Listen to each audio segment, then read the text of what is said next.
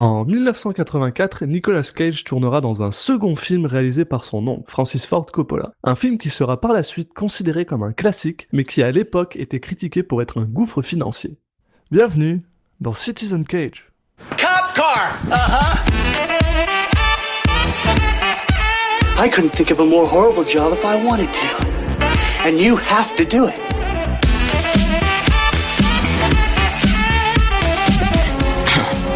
What?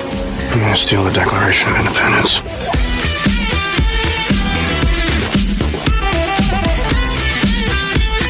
Put the bunny back in the box.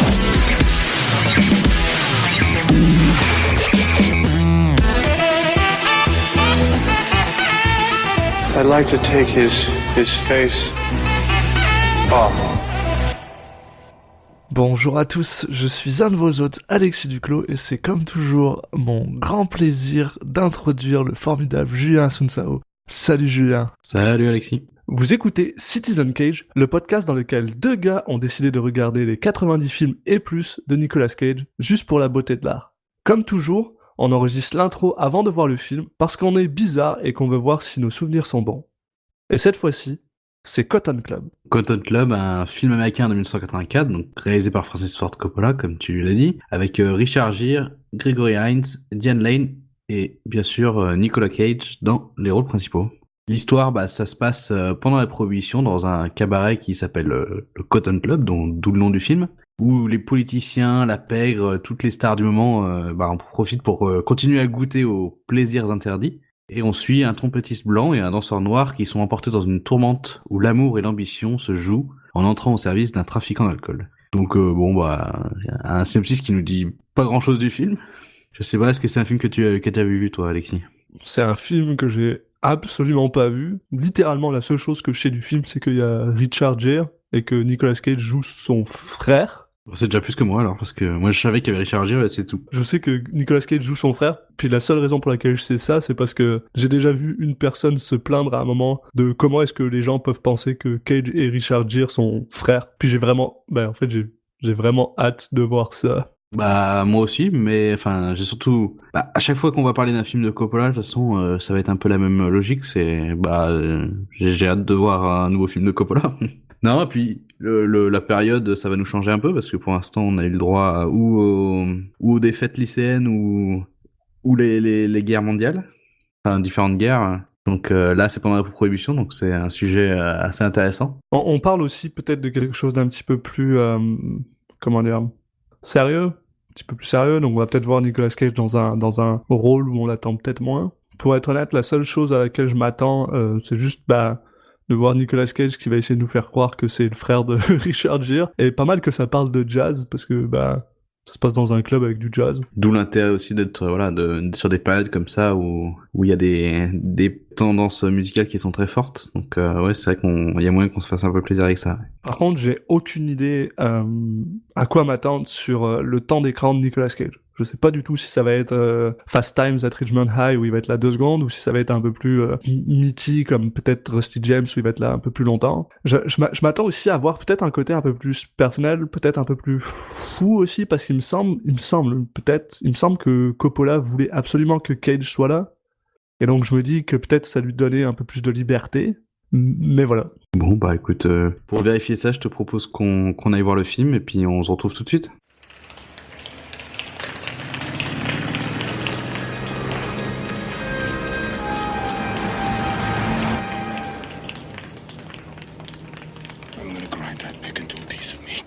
Et on est de retour après avoir vu The Cotton Club. Le film de Coppola sur la Prohibition, puis un petit peu sur la mafia. On retrouve un petit peu une situation qui lui a permis d'avoir le succès. C'est un film qui parle vraiment de beaucoup de choses en même temps. De beaucoup de choses et de beaucoup de personnes. Comme toujours, on va commencer à parler un peu du déroulé du film. On va avancer et promis, cette fois, on va essayer de le faire court. Non, mais en plus, on en parlera au fur et à mesure, mais effectivement, il y a Si on se concentre sur le squelette du film, Il n'y a pas grand-chose. il y aura, voilà, ça peut aller vite. Donc on va s'attarder quand il y aura des scènes qui nous auront fait plaisir ou voilà où il y aura des choses à dire, mais sinon on va avancer. Donc on commence avec un formidable avant de générique où il y a des femmes qui dansent dans un club, puis on sent, voilà, ça nous pose le truc, on est dans les années 20. Ouais, c'est ça pose l'ambiance, on a de la musique sympa, là ça partait bien. On a le générique, et bien sûr, générique nous montre que les acteurs principaux sont notre cher Richard Gere, Richard Gere jeune. très jeune, Diane Lane et Gregory Hines. Et puis l'excellent Bob Hoskins. Ouais, mais lui, il est plus dans les co-starring. On a les personnages principaux qui sont joués par justement ces trois personnages-là, puis ensuite on a les co-starring, justement, où il y a Bob Hoskins. On a le droit à un magnifique James Remar que toutes les personnes qui connaissent du vrai cinéma le reconnaîtront comme la personne qui a remplacé notre Christophe Lambert national dans Mortal Kombat 2, qui joue Raiden. Grand rôle formidable, ou alors aussi le papa de Dexter dans Dexter. C'est ce que j'ai pu te dire ça. Bah, dans les rôles récents, on va dire que oui, c'est plutôt celui-là qui l'a remis sur le devant de la scène. J'imagine. Je n'ai pas l'impression d'avoir vu dans beaucoup de choses. Non, il me semble pas non plus. Récemment. Mais c'est un gars que j'apprécie. J'aime bien voir ce gars-là. Mais qui a changé. Hein. Et quand même, il a pris des années. Bah comme tous, un petit peu. J'avais pas forcément reconnu. Il a pas mal vieilli, mais c'est vrai qu'il a pas mal changé, ou c'était peut-être le maquillage de ce film, mais... Ça a mis du temps avant que je comprenne qui c'était. Je l'ai vu, j'étais genre, je sais que c'est qui ce gars, je l'ai déjà vu quelque part, mais j'ai aucune idée de qui c'est. Et bien sûr, dans les co-starring, on a notre cher Nicolas Cage qui arrive, ce qui nous montre quand même déjà de base que... Bah, il va être important, mais pas trop non plus. Donc c'est pas un premier rôle. On revient dans des films où Nicolas Cage n'est pas dans le premier rôle. Bah, ce qui est un peu le cas dans les... On va dire que là, on est sur un gros film dans le sens où voilà, on a un grand nom derrière la caméra, donc c'est un peu plus logique de le voir dans un second rôle, voilà. Bah, c'est souvent le cas dans les films de Coppola pour l'instant, où il joue... il a quand même un bon rôle. Pour avoir vu le film, il avait quand même un bon rôle, mais c'est pas un personnage principal. Puis ensuite, on coupe, puis voilà, on apprend que finalement, on est bien à Harlem dans les années 1928. Et on voit Richard Gere qui joue du jazz dans un bar, avec justement l'autre personnage principal du film, qui va être important dans le film, qui s'appelle Delbert Williams et son frère, qui sont deux gars qui font des claquettes. Puis alors, full disclosure, j'adore les claquettes. Un gros fan de claquettes, puis ce film m'a fait plaisir parce qu'il y a plein de numéros de claquettes, puis je suis tellement heureux que ça pète la classe. Et donc là, il y a la mafia qui est là, qui parle, puis les gars de la mafia ont l'air de vraiment beaucoup adorer Richard Gere. Bah là, c'est là qu'on fait la connaissance donc de Dutch. De Dutch, qui est joué par James Remar. Qui a l'air d'être un fin mélomane, parce que en fait les gens autour de lui, bon, ils en ont un peu marre de la musique. Lui, apparemment, c'est vraiment son truc. C'est la seule chose qui l'intéresse. Là, il est vraiment concentré sur Richard Gere, donc son personnage s'appelle Dixie Dwyer, qui gère bien la trompette et qui veut absolument lui parler, le féliciter de sa performance. Et là aussi, on apprend un petit peu que ce gars a envie un peu d'avoir des belles filles à son entourage, donc il envoie un de ces gars qui d'ailleurs ressemble énormément à Hercule Poirot. J'ai marqué Hercule Poirot. Parler à des filles qui n'ont deux yeux que pour Richard Gere finalement. Ils s'en foutent un peu des mafieux. Oui, bon, on peut les comprendre. Hein. Ouais, oui. Richard Gere jeune, il a la classe. À différents moments du film, notamment au début, j'ai l'impression de voir. Enfin, il m'a vraiment donné l'impression de voir Harrison Ford. Même sur certains plans, dans ses façons de se mouvoir, ses mimiques. Après, c'est un peu moins sur le reste du film, mais au début, c'est un peu le même, un peu le même type de personnage qu'a joué Ford à pas mal de moments. Et puis c'est vraiment à l'époque où ils étaient tous les deux très jeunes, c'était les deux méga beaux gosses, voilà. Je vois un peu de quoi tu parles. Ouais, c'est vrai, je suis assez d'accord avec ça. Puis sa petite moustache, il a bien la classe, ses grosses lunettes de soleil, il pète la classe. Puis finalement, Dutch décide de l'inviter à sa table parce que Dutch aime sa musique. Et étonnamment, quand il arrive à inviter Dutch à sa table, les filles finissent par venir à sa table aussi. Et là, on rencontre Vera Cicero, jouée par Diane Lane, qui est aussi connue comme la maman de Superman dans ces trois horribles films qui sont Man of Steel, Batman v Superman et Justice League. Et bah voilà, il commence à faire la fête, commence à s'amuser. Puis là, on apprend qu'il y a un gars rival, un mafia rival qui veut absolument tuer Dutch. Donc il envoie 2 types habillés en policier balancer de la dynamite. D'ailleurs, la pire dynamite de tous les temps, parce qu'elle explose pas du tout. Bon, bah déjà, pire idée d'assassinat, quoi. C'est n'importe quoi. Et d'ailleurs, dans le film, ils l'ont plus jamais réussi. Et après, ils ont pris une mitraillette, ils ont tiré et ça marchait très bien. Enfin, C'est ça. c'est hallucinant d'avoir choisi comme arme de lancer juste un bâton de dynamite au milieu. Mais c'est vraiment une scène qui m'a vraiment fait rire parce que justement, ouais, t'as deux gars habillés en policier qui rentrent dans un bar dans Harlem, donc un bar prédominant afro-américain. Donc, tu sais, ils rentrent là-dedans. Il sort sa dynamite, il fait rouler sa dynamite sous la table où il y a quand même 7 personnes autour de la table, là. C'est 7 personnes. Il y a Dutch qui est genre « Oh mon Dieu !» Et t'as juste Richard Gere qui saute sur Dwight, sur Dutch, mais qui le pousse à peine de la table. Là, on parle genre de même pas 1,5 mètre. La dynamite explose, puis tout ce qu'elle fait, c'est faire exploser la table, finalement. Il y a aucune casualty, il y a personne. Et puis, Dutch se met à tirer sur la police. Enfin, sur les 2 gars qui sont habillés en policier. C'était vraiment genre, c'était très anticlimatique. Mais déjà, c'est quoi l'intérêt de s'habiller en policier? Ouais. Ça servait à rien dans leur plan. Ils seraient venus, mais n'importe comment, ils rentraient facile. Là, c'est aucun intérêt de s'habiller en policier. C'est 1928, c'est à Harlem, on est dans un bar justement de jazz prédominant afro-américain. En général, t'es blanc, tu peux rentrer. Enfin, il y a pas de... C'est pas parce que t'es la police que tu vas pouvoir rentrer. C'était vraiment un plan de merde. Surtout on voit pas forcément de scène où ils profitent de cet accoutrement pour passer. Ils auraient pu mettre une petite scène mais là c'est vrai que ça fait vraiment bizarre. T'as juste l'impression que c'est 2 mecs qui ont toujours rêvé de se déguiser en flic. Moi j'ai même cru que quand ils rentrent, il y a une espèce de petit moment de flottement et qu'ils allaient juste se mettre à faire un striptease.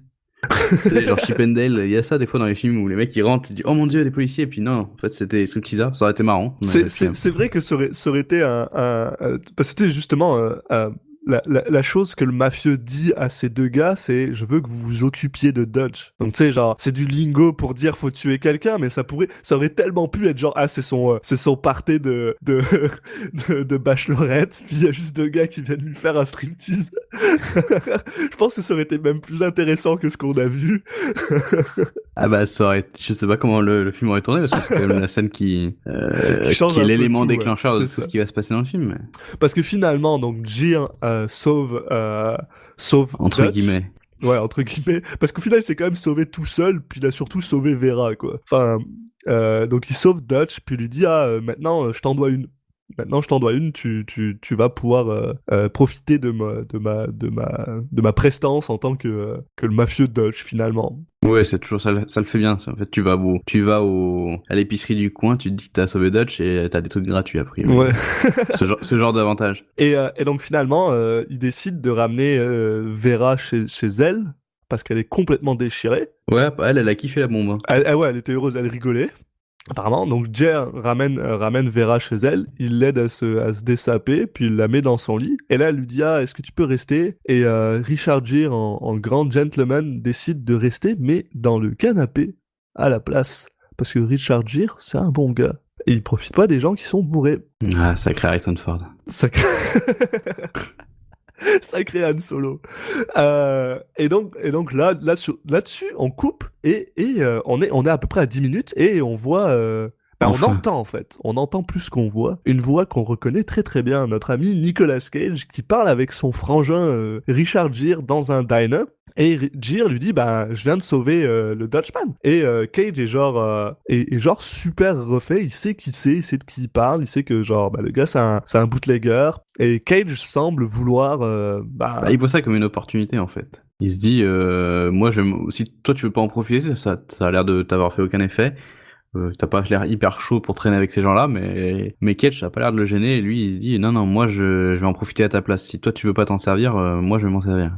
C'est ça. Et là, on fait une petite coupure pour aller sur le deuxième groupe de gens qu'on va suivre dans ce film, en fait, les frères Williams. Surtout, en fait, on va surtout suivre Dilbert, qui est un des deux frères. Et là, on est chez eux, dans leur famille. C'est une famille donc famille afro-américaine de Harlem des années 20. Et ça a l'air de tous être des artistes. Et les frères Williams sont 2 danseurs de tap dance, donc qui font des claquettes. Ouais, qui font ça, entre autres, parce qu'on va les entendre chanter aussi, enfin... Un petit peu, oui, ouais, voilà. Voilà. Et surtout, là, ils sont en train de parler du fait qu'ils viennent de faire une audition dans un club qui s'appelle le Cotton Club, qui va être le hub un peu de tout ce qui va se passer dans ce Ils vont faire l'audition, là. Ils y vont, là, ou ils l'ont déjà? Oui, ils y vont, en fait. Ok, ouais. Et il y a son frère qui lui dit, attention, justement, tente pas de faire de l'impro, on fait ce qu'on sait faire. Il y a une discussion, on voit qu'il y a un des deux frères qui a un peu plus d'ambition que l'autre, qui lui, à l'inverse, il dit, bah non, il faut en faire plus que d'habitude pour leur montrer ce qu'on sait faire. Et là-dessus, on recoupe une fois de plus sur Cage et Jir. D'ailleurs, c'est assez amusant parce que la transition entre l'un et l'autre, c'est juste que les frères Dilbert sortent de leur appart pour aller au Cotton Club, puis ils croisent Richard Jir et Nicolas Cage dans la rue, puis finalement on se met à suivre Jir et Cage.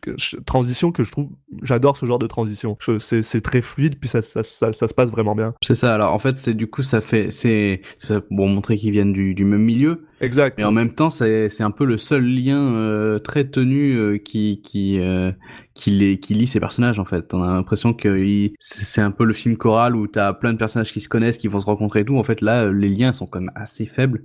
Et vraiment, en fait, c'est des gens qui se connaissent parce qu'ils se croisent dans la rue tous les jours, mais on n'a pas l'impression qu'il y a plus que ça. Il y a aussi le fait que Richard Gere joue avec Dilbert. Comme on le voit au début, il joue avec Dilbert, parce qu'on les voit faire un peu de claquettes au début aussi. Ouais, mais on sait pas si c'est habituel ou pas, en fait. C'est ça, ouais. Parce que d'après ce qu'on apprend un peu plus tard, juste après d'ailleurs, quand Dixie Dwyer, Richard Gere, retourne chez sa mère. Oui, c'est ça. D'ailleurs, Nicolas Cage, toute la famille qui vit, en fait, lui apprend tout à fait, nonobstant que genre, il est marié en fait. Voilà. On apprend un peu que Dixie était parti de la ville pendant quelques temps et que là il est de retour en ville. Sa mère lui dit ça fait combien de temps que t'es là? Donc tu as tout à fait raison sur le fait qu'on sait pas si c'est habituel ou pas. Donc voilà, on apprend que Nicolas Cage est marié. Richard Gere rencontre la femme de Cage là, qui vit chez la mère de Nicolas Cage. Et on entend Nicolas Cage parler un peu. Puis je suis désolé, mais c'est quoi cet accent de merde que Nicolas Cage il a? Pour les auditeurs, je tiens à le rappeler, parce que c'est vrai, en fait, je tiens à le dire, on l'a pas forcément dit, on l'assume depuis le début, mais on regarde tous les films en VO. Et dans ce film-là, il paraît que Nicolas Cage essaye de faire un accent de on sait pas d'où, puis c'est un peu bizarre. Oui, effectivement. Bon, ça m'a pas... Ça t'a pas fait bizarre, hein? Non, j'ai l'impression qu'il fait des accents bizarres dans tous ses films, alors tu sais. Ah. Mais c'est juste que à côté de lui, t'as quand même Richard Gere qui a son accent. Ils devraient avoir le même accent, là, ils viennent du même endroit, c'est des frères, on va dire qu'il y en a un qui se comporte plus comme un gars de la rue, et l'autre, Gere, il est un peu plus, il se la joue un peu plus sophistiqué, artiste. Donc je me donnais l'impression que c'était plus ça, parce qu'il n'y a pas qu'une question d'accent, c'est même dans le vocabulaire qu'ils utilisent, qui sont très différents tout le long du film. De toute façon, ils veulent aussi nous montrer ça, que c'est deux frères qui sont quand même pas si proches que ça. C'est pas pour rien qu'il est pas au courant qu'il s'est marié. Enfin, ils sont pas dans le même monde quand même. Ils sont aussi un petit peu légèrement différents. On va dire que Richard Gere est une personne qui est peut-être un petit peu plus posée, qui fait moins de trucs grandioses, sauf avec sa musique. Tandis que Nicolas Cage, lui, est quand même plus, il cabotine plus, il a plus ce côté lunatique joyeux qui se développe un peu plus dans le film, qui est quand même, mine de rien, assez intéressant. Et qui, au final, on se rend compte que Nicolas Cage, au début de sa carrière, joue quand même souvent des rôles assez similaires, donc de gens qui sont sûrs d'eux. Oui. Qui sont beaux gosses, qui sont sûrs d'eux. Oui, qui sont charmeurs, enfin, qui essayent d'être charmeurs, enfin, qui en tout cas ont pas peur de tenter avec les filles ou de prendre des responsabilités, d'être dans cette logique-là. Donc, ce qui est pas du tout dans sa carrière plus récente, c'est pas du tout, il est pas du tout présenté comme un charmeur, quoi. C'est plus le cas, quoi. Alors qu'un Richard Gere, c'est constant. Quand même encore, ouais. Ouais, quand même.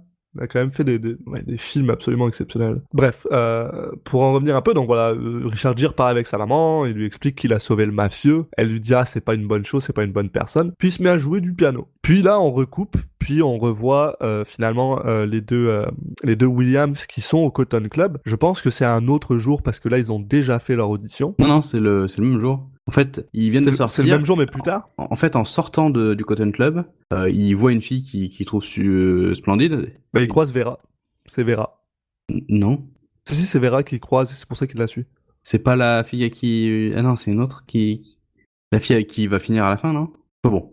C'est possible, ouais. Il croise une femme qu'il trouve jolie, donc il re-rentre dans le club, il la suit un peu, et là il tombe sur justement la répétition des femmes qui travaillent là-bas, donc c'est pour ça, Vera elle travaille pas là-bas, donc je pense pas que ce soit elle, mais enfin bon. Ah, non, t'as raison, donc oui, il non, retombe sur voilà, il commence un petit peu sa technique de drague slash harcèlement, où il va juste lui demander de sortir avec lui jusqu'à ce qu'elle dise oui.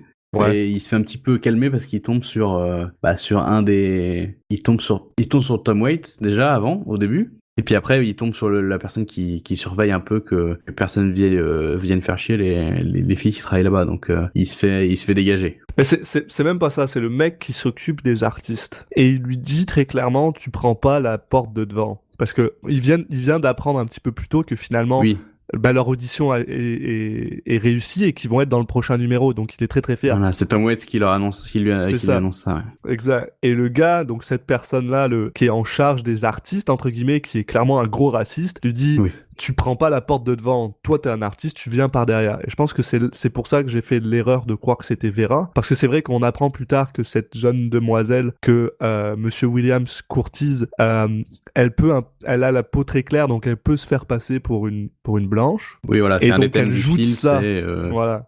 même si c'est abordé de manière pas forcément en profondeur, mais ils en parlent souvent quand même, c'est forcément la ségrégation, et puis elle qui est mixte, donc c'est-à-dire que ça, je sais plus si c'est sa mère qui est blanche et son père qui est noir, ou si c'est l'inverse, mais on en tout cas, l'apprend plus tard, mais oui, quelque chose comme ça. C'est un des deux.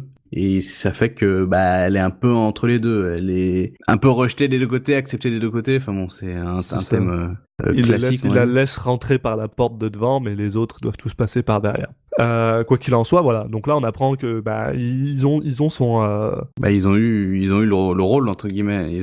Il leur a dit, vous pouvez venir pour la prochaine fois. Donc là, après, on passe, on retourne, on va échanger à chaque fois entre les différents personnages. Là, on retombe sur Dutch qui va proposer un boulot à Dixie. Il va lui dire, viens jouer du piano à une de mes soirées, mais maintenant. Donc il y a quelqu'un qui vient le chercher, et en fait il se retrouve un peu dans cette soirée très confidentielle. On va se rendre compte que c'est une soirée avec un peu tous les grands pontes de la mafia, etc. Et lui il se retrouve là pour venir jouer du piano. Ce que j'aime beaucoup, c'est que parce qu'il lui propose $150 pour ça, puis je commence à me dire, tous les films qu'on a vus jusque-là, il y a un moment où il y a un truc avec $150 tout le temps. Oui, d'ailleurs il lui répond, cool, ça va pouvoir me permettre de payer l'avortement, enfin...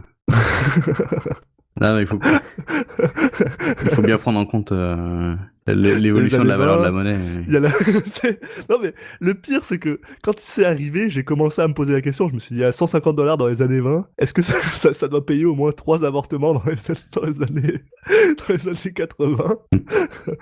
Enfin bref, petite inside joke de Citizen Cage pour les gens qui nous rejoignent puis qui ont juste écouté cet épisode. Enfin bref, donc comme tu disais, oui voilà, il se retrouve dans une fête où en fait il y a tout le monde. Il retrouve même son frangin, il retrouve Nicolas Cage qui est là parce que Cage s'est fait embaucher par Dutch, parce qu'il est allé se plaindre. Il allait pas se plaindre, mais genre il a demandé. Il allait quémander, voilà. please offer me a job, et apparemment ça a marché parce qu'il lui a dit, je suis le frère du gars qui t'a sauvé la vie, donc offre-moi un boulot. Puis maintenant il travaille pour un bootlegger, donc ce qui rend Richard Gere pas super joyeux. Qui fait la même chose.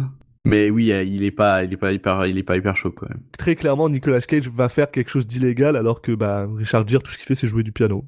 Pour l'instant. Donc bon, pour l'instant. Donc là, il n'y a pas que eux à la soirée, on retrouve aussi Vera. On retrouve Vera, qui est là justement pour accompagner Richard Gere, parce que le gars lui dit, assis-toi au piano, je t'ai fait venir parce que j'ai une de mes amies, une personne que je courtise, très clairement, parce qu'il lui dit très clairement, tu couches pas avec elle. Donc une personne que Dutch courtise va venir, j'ai besoin que tu joues du piano pour cette personne, est-ce que t'es capable de jouer du piano, tu sais, genre de jouer, de lire de la musique, blablabla. Et bien sûr, on apprend que cette personne, c'est Vera. Et Vera, son visage s'illumine, pas quand elle voit Dutch, mais quand elle voit, quand elle voit Dixie. Donc Richard Gere. Très clairement, il y a une attraction entre les deux personnes. Bien sûr, il y a une autre personne qui rentre et qui est... parce que Vera croise cette personne jouée par Bob Hoskins, qui est juste formidable dans ce film, qui joue Oni Madden, qui est en fait le propriétaire du Cotton Club. Bah, qui est formidable tout court, non? Ouais, bah oui, c'est vrai. Qui est C'est formidable. globalement, c'est un gueule, Dans tout ce qu'il fait. C'est un acteur J'adore que cet homme. ouais, j'adore sa gueule. Et justement, là, il fait un rôle hyper sérieux, bien sûr, mais il fait aussi un rôle vraiment de méchant. Et en fait, il est super badass, quoi. Enfin, il s'en sort super bien. Pour ceux qui ont un peu du mal à voir qui c'est quand même le personnage principal dans Qui veut la peau de Roger Rabbit. Euh, dans quoi d'autre il a joué qui a vraiment de la gueule Bah, moi, c'est surtout c'est surtout son rôle dans Roger Rabbit que j'avais en tête et où tu te dis, là, il est dans un registre différent, est-ce qu'il va bien s'en sortir? Et il s'en sort super bien. Ouais, parce Pour que être c'est honnête. ça, et c'est parce que c'est lui qui domine un peu tous les autres tout le long du film et il le fait, c'est crédible. On se rend compte de ça. Donc en fait, c'est ça. Parce que tout d'un coup, on voit que le mafieux qui a essayé de tuer Dutch au début, qui s'appelle Monsieur Flynn, Monsieur Flynn, qui est exactement. l'Irlandais, il est le côté irlandais, mais alors lui, bon, par contre, il se fait accuser d'avoir essayé d'assassiner Dutch, mais lui en tout cas nie, mais on sait pas trop, bon, on se dit que c'est quand même plutôt vrai, mais là, surtout, t'as donc Madden, c'est donc le propriétaire du Cotton Club et le rôle de Hoskins, et un quatrième larron qui s'appelle Frenchie, et Qui m'a bien fait rire ce mec. oui. Et Madden, il est là pour leur faire se serrer la main et leur dire oh les gars, c'est le business qui compte avant tout. Vous allez enterrer l'âge de guerre et on va reprendre les choses comme elles étaient et on va se faire du pognon parce que une guerre entre deux branches de la mafia, c'est jamais bon pour les affaires. Donc on se rend compte finalement que cette fête, c'est plutôt une réunion au sommet des mafieux de la ville et que ils sont là pour enterrer la hache de guerre. Ce qui, il semble faire. Ouais, mais donc, alors bon, Dutch et Flynn se serrent il la se main. sert pas. Enfin, on va dire que c'est Madden qui prend la main de l'un et de l'autre et qui les fait se toucher, mais bon après, on sent que c'est pas de très bonne volonté. C'est ça. Puis là, on recoupe un peu, puis on revient sur Dutch et Vera. On se rend compte que Dixie Dutch, et Vera, oui. Dixie et Vera, pardon, ouais. Richard Gere et Vera, et on se rend compte que Dixie, il flirte quand même avec Vera, alors que Dutch lui avait dit de pas trop le faire. Ouais, on sent que le mec, il écoute pas trop ce qu'on lui dit quand même. Hein. Il écoute vraiment Parce pas. que là, trop il est ce pas qu'on très, il est pas très discret. Hein. Il la tient dans ses bras, ils dansent ensemble. Il a complètement arrêté de jouer du piano. Du coup, il y a C'est plus de ça. musique. Mais c'est surtout aussi, on s'entend, parce que Richard Gere comprend pas encore tout à fait c'est quoi la menace que Dutch pose. Ouais, après tout le monde lui parle de lui, donc il aurait pu être un peu plus malin quand même. Ouais, mais il y a une différence entre genre ce que t'entends et ce que tu vois. Bon, je sais pas. On va dire que dans le doute, chose qui va arriver très très rapidement pour lui. dans le doute, moi, j'aurais pas forcément trop fait le malin, quoi. On voit quand même que c'est un peu dans son tempérament. Il a un petit côté rebelle aussi. Donc là, Dutch revient de sa réunion, il est un peu énervé, donc il parle un peu à Dixie en lui disant que ce qu'il aimerait faire avec Flynn, c'est le tuer, tout simplement. Et là, la fête se passe, puis on coupe un peu à une espèce de... Ça sera de la bouffe. À l'heure de la bouffe, puis j'ai trouvé ce moment vraiment drôle, parce que donc t'as juste les mafieux qui sont dans la pièce, en train de se servir à bouffer, tout le monde attend dehors, avec un garde qui les empêche de passer, et là il y a Dutch qui fait ah ouais non, laisse-les rentrer ces deux-là, laisse rentrer Dixie et Vera, sous les yeux ébahis de tous les autres qui sont clairement en train de crever la dalle, mais qui ont pas le droit de rentrer. C'est ça quand tu vas rentrer en boîte et que la ligne s'arrête toujours devant toi. C'est un peu ce que ressent la personne qui est devant, qui a essayé de passer quand même, tu sais, il s'est dit, alors que l'autre a clairement dit qu'il ferait passer que les deux, mais bon, il a quand même tenté le coup, et quand on lui dit non, il fait une tête, bon. Ils vont pas faire que manger. Il rentre, il commence à servir, puis là, Flynn commence à insulter les juifs, comme il fait tout le temps, insulter les juifs et les noirs, et Dutch aime pas trop ça, donc il prend un shish kebab, il enlève la viande, puis il poignarde le gars avec le pic, et il le tue. Mais alors il le tue de manière... C'est en sec, fait, quoi. Elle m'a surprise cette scène. Ce film, j'arrive pas à savoir s'il est goré ou pas. Parce que genre, tous les combats sont super mous. Ça a pas de punch, mais pourtant il y a du sang de partout. Il y a même du sang sur le plafond. Globalement, il a un ton qui, des fois, va avoir des scènes qui vraiment sortent du lot. Et celle-là, je m'attendais vraiment pas à ça. Il s'engueulait, mais il s'engueule depuis le début. On a l'impression que c'était retombé. Il y a rien et c'est vraiment d'un coup qui pète un câble. On sent que c'est un peu dans son caractère. C'est très impulsif. Et puis Il y a pas, enfin, je veux dire, c'est pas un combat, quoi. C'est juste, il le prend, il le tue, et puis, enfin, l'autre n'a pas répliqué, quoi. Et c'est là qu'on se rend compte que Richard Gere commence à prendre conscience de avec qui il est en train de dealer. Et sur ce, Frenchie, donc le pote à Madden, demande à Dixie de ramener Dutch chez lui, puis de ramener Vera chez elle. Ce qu'il fait. Donc il ramène Dutch. Dutch veut absolument, il lui dit surtout quitte pas la ville, je veux savoir où est-ce que tu es tout le temps. Ce qui aide pas vraiment Dixie à se calmer. Puis il finit par disparaître dans la nuit. Ça, j'ai aimé. Parce que on le voit rentrer dans une ruelle. On sait pas où il est, on sait pas ce qui se passe. Puis juste il disparaît dans le noir. J'étais genre, mais c'est pas chez lui ça. Enfin je sais pas. Et donc voilà, Dixie finit par ramener Diane Lane Vera chez elle. Il est complètement stressé, il flippe sa race. Puis là, Vera lui dit est-ce que tu veux monter? Et Richard Gere lui dit non, je veux pas, parce que c'était la propriété à Dutch. Et c'est là que finalement, bah voilà, on est passé de je flirte avec toi ouvertement devant tout le monde à non, t'es la propriété à Dutch, je te touche pas, parce qu'il vient littéralement de tuer quelqu'un avec un shish kebab. Oui, puis il lui dit ça aussi de manière un petit peu, enfin, il lui fait des reproches aussi. C'est souvent, ça va revenir pas mal là, pendant le film. En fait, il lui dit quand même régulièrement, en fait, t'es pas libre, t'es sa propriété.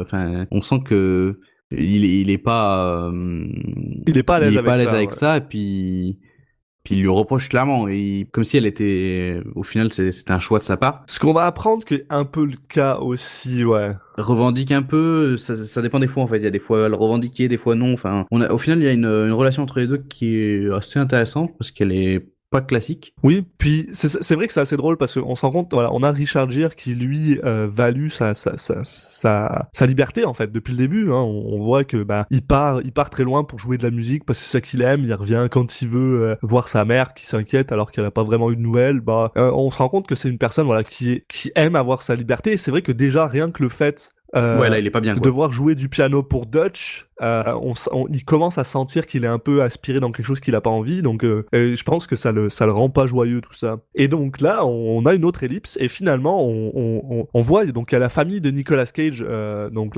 Nicolas Cage, sa femme, Gere et la mère à Gere et Cage viennent fêter plus ou moins je pense le mariage de Nicolas Cage au Cotton Club. Oui, et puis je pense qu'il y a aussi le côté voilà, maintenant ils peuvent y rentrer parce que c'est quand même un endroit prestigieux, il suffit pas d'être blanc pour y rentrer. C'est vrai. Donc maintenant qu'ils travaillent les deux, on va dire un petit peu pour Dutch, voilà, ils peuvent accéder à ce genre d'endroit. Donc voilà, ils profitent un petit peu, c'est un peu c'est des gens qui accèdent à ce genre d'endroit pour la première fois au final, même si la mère a un passé d'actrice de Broadway. Il y a ça, et puis c'est aussi le premier moment dans le film où on se rend compte que le personnage de Nicolas Cage, donc Vincent Dwyer, il est un peu raciste, quoi. Il est un peu raciste, puis on va voir que ça continue dans le film aussi. Comme beaucoup de gens. Hein. Comme beaucoup de gens à cette époque, hein, mais voilà. Parce que Richard Gere est pas du tout raciste, sa mère, elle s'en fout complètement. Mais lui c'est le seul qui fait vraiment une remarque comme quoi il est content que, mis à part les artistes, il y a pas d'Afro-Américains dans la salle. Voilà. Et donc ils rentrent, ils viennent fêter son mariage. D'ailleurs, j'ai absolument, j'ai trouvé ça vraiment très très drôle que genre il vient fêter son mariage, sa femme est à côté de lui, la première chose qu'il fait, c'est draguer une des danseuses qui est sur la scène. Bah ça aussi, question d'époque. Et après, il fait son beau avec un serveur qui l'installe sur une table en lui disant t'as pas une meilleure table, est-ce que tu sais qui je suis, est-ce que tu sais qui je suis. Il se pense déjà être une star. C'est personne.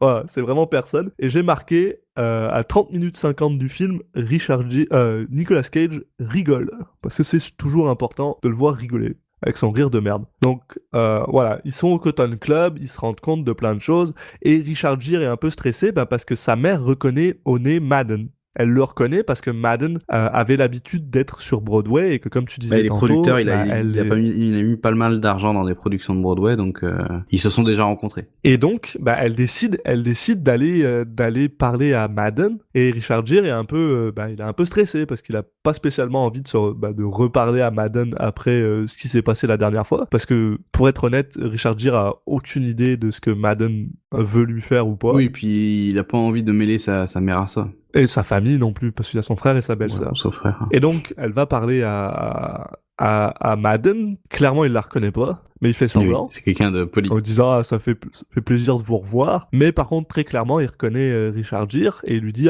si tu veux un boulot au lieu de travailler pour l'autre gars, bah viens travailler En pour même temps, moi. c'était la veille. S'il l'avait pas reconnu, ce serait quand même bizarre. il aurait vraiment des problèmes de mémoire quand même. Il rencontre plein de monde. Enfin, il y avait dans la Le mec, pièce, c'est il y le avait proprio quatre d'un personnes. bar.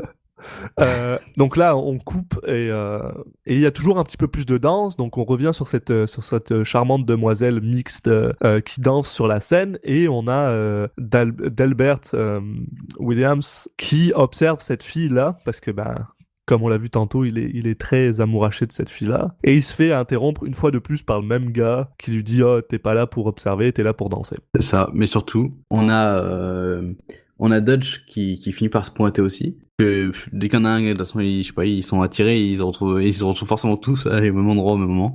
Ce qui est quand même vachement couillu, quoi. Ah oui. Parce que le mec a toujours aucune idée de comment Owen va réagir.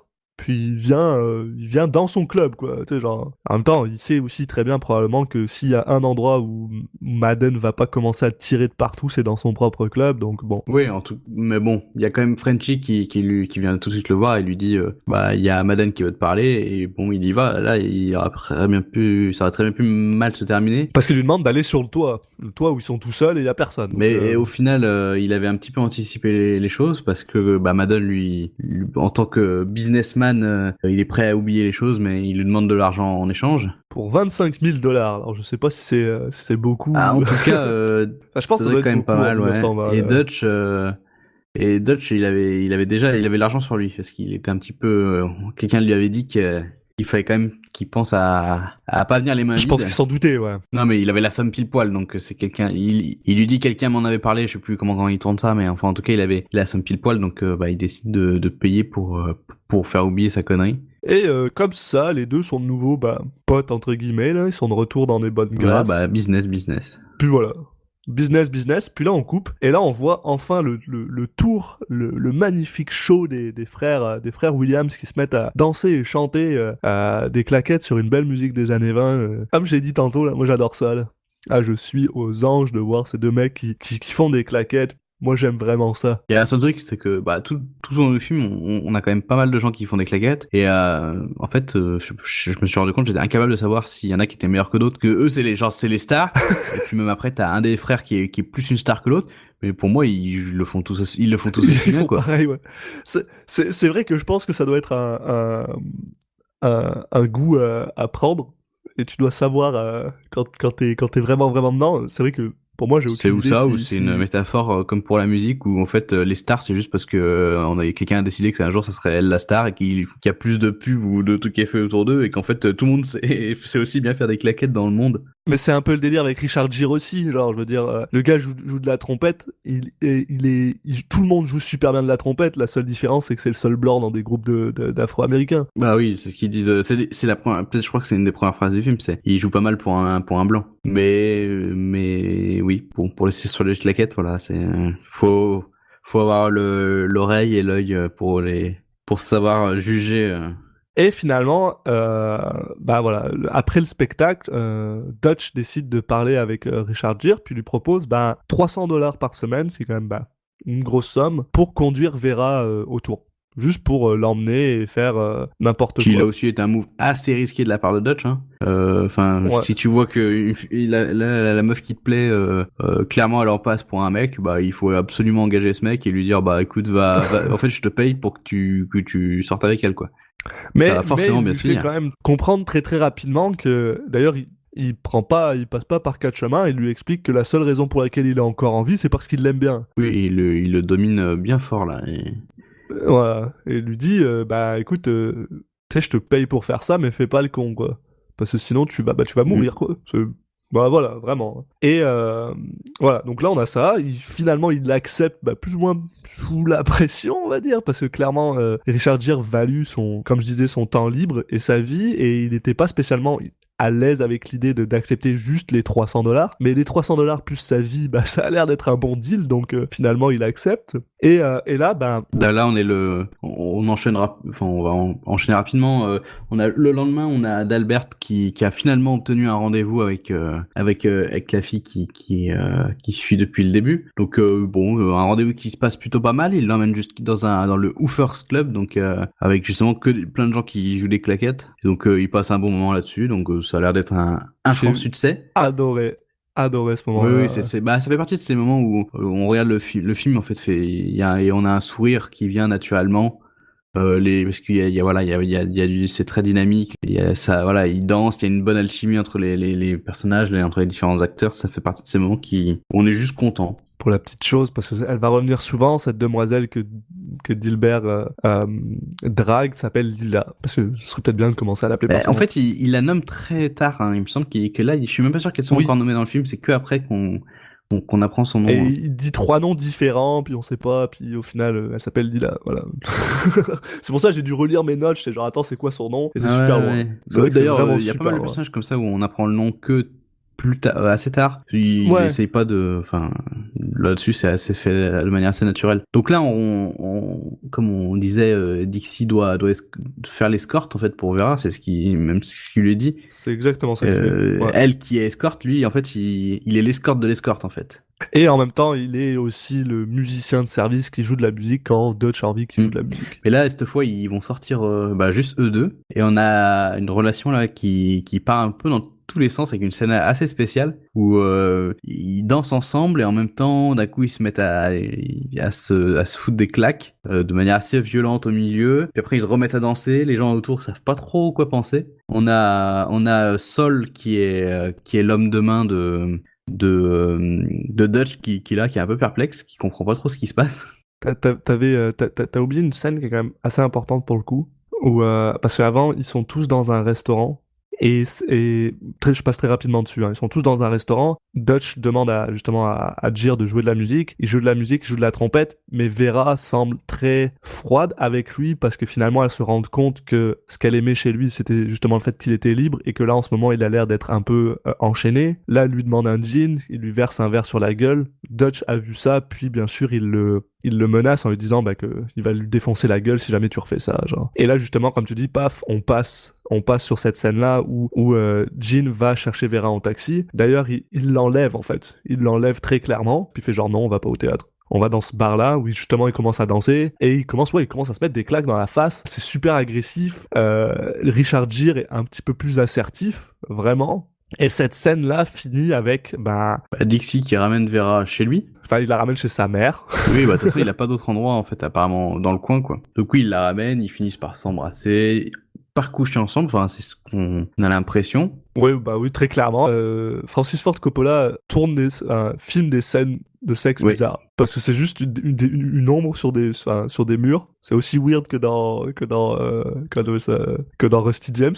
Ouais, puis il s'engueule à nouveau au milieu, puis après c'est bon. Enfin voilà, on est toujours dans cette relation un peu un coup chaud, un coup froid. J'ai adoré les tatouages de Vera dans son dos, ça l'a fait ressembler à une contrebasse. Je trouvais ça génial. Et voilà. Et puis finalement, on passe sur autre chose. Oui. On a Dixie, lui, qui décide de prendre un peu les choses en main parce que, pour lui, Dutch, c'est vraiment un taré, c'est trop risqué pour lui de rester un petit peu dans cette situation où il est. Donc, il décide d'aller voir Madden, qui lui avait dit de venir le voir s'il voulait un job quand ils s'étaient rencontrés quand ils s'étaient revus au Cotton Club. Donc là, il décide d'y aller pour clairement gratter ce job et il dit, en substance, occupe-toi de Dutch pour moi, s'il te plaît, parce que je sais que toi, il va t'écouter, il va pas, il est en dessous de toi dans la chaîne alimentaire, donc toi, tu peux me protéger. Et donc, le job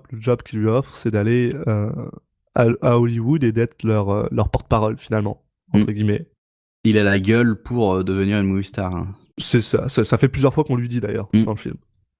Il est beau.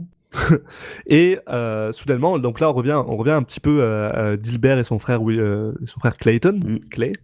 Et Dilbert dit à son frère, j'ai un solo. je vais avoir un solo. Et ben, Clay est pas super joyeux de ça. Bah, Puis, ben, il est clairement, surtout pas joyeux que en fait D'Albert soit allé voir la prod, on va dire, dans son dos pour demander un solo, parce que c'est pas eux qui sont venus le voir, c'est lui qui a fait preuve, comme au début, d'initiative. Ouais. d'ambition et puis qui a clairement, on peut dire, il a trahi son frère pour obtenir un solo un petit peu poussé aussi par le fait que sa copine, donc Layla, elle a l'ambition d'aller à Broadway, et lui, on sent que ça l'a un peu poussé aussi à tenter sa chance pour avoir un rôle plus important au sein du Cotton Club. Bah voilà, son frère se sent trahi et ils finissent pas plus parler. Oui, ils sont en froid. On a une autre, on a une petite scène. Encore une scène très courte en fait. C'est là où on enchaîne rapidement parce qu'en fait c'est plein de petites scènes très très courtes. Vraiment très courte. Mais cette scène est vraiment assez intéressante parce que voilà, on a Richard Gere qui vient se faire happer dans la rue tout simplement. Il monte dans une voiture puis il y a son frère. Et son frère, il vient de se faire tirer dans le bras. Et je lui dis, où est-ce que t'étais? Il fait, j'étais à Harlem et je me suis battu avec des noirs. Ça a l'air d'être son emploi du temps à ce moment du film. Sa principale occupation, ça a l'air d'être d'aller se battre dans la rue avec des noirs, quoi. C'est pour Dutch, bien sûr. Hein. Ouais. Même si je pense qu'il en prend beaucoup plaisir à le faire, il faut quand même le dire que c'est quand même pour Dutch, parce que Dutch veut voler un racket. On va le voir. Et juste après, ils en parlent un peu plus. En fait, on est à la période où il y a pas mal de choses dans le monde dans la scène du jeu de Harlem qui est gérée par les Noirs. Et on a la mafia qui va venir s'opposer à ça, qui va essayer de leur piquer. Donc il y a une espèce de guerre qui va se mettre en place entre la mafia et puis un personnage qu'on va rencontrer après qui est Madame Sinclair. Et là, ça fait partie de ces échauffourées avec entre le frère de Dixie et puis tous les noirs avec lesquels il se passe, c'est dans ce cadre-là. C'est ça. Donc voilà, il s'est fait tirer dessus, puis il lui dit faut que j'aille voir un médecin. Et c'est pas mal juste ça la scène en fait. C'est juste pour qu'on apprenne que il sert à ça. Et là, on recoupe une fois de plus et on a Dutch qui parle avec Dixie, avec Richard Gere, et qui finalement Richard Gere lui avoue cash avec le plus grand sourire de la planète que en gros il a dit Madden m'a dit que ça te dérangerait pas s'il me prenait pour aller à Hollywood, donc j'y vais. Et voilà, et Dutch a pas l'air vraiment très heureux de ça parce que il vient de se faire voler son gars par Madden. Puis là on coupe